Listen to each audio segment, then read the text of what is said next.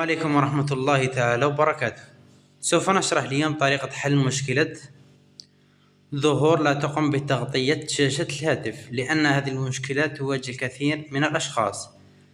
لكن قبل ما نبدأ في الشرح أرجو الاشتراك في القناة وتفعيل الجرس ليصلك كل جديد، ودعم فيديو بلايك لتحفيزنا على نشر المزيد. ونبدأ على بركة الله.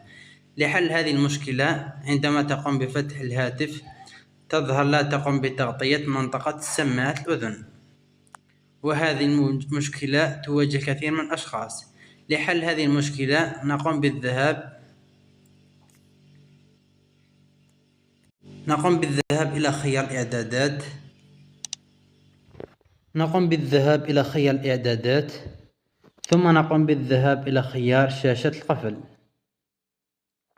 ثم نجد مجموعة من الخيارات. نقوم بالذهاب إلى خيار وضع الجيب، نجد خيار قفل إيماءات اللمس أثناء وضع الجهاز في الجيب. نقوم بإيقاف هذه الخاصية. هكذا يتم حل المشكلة.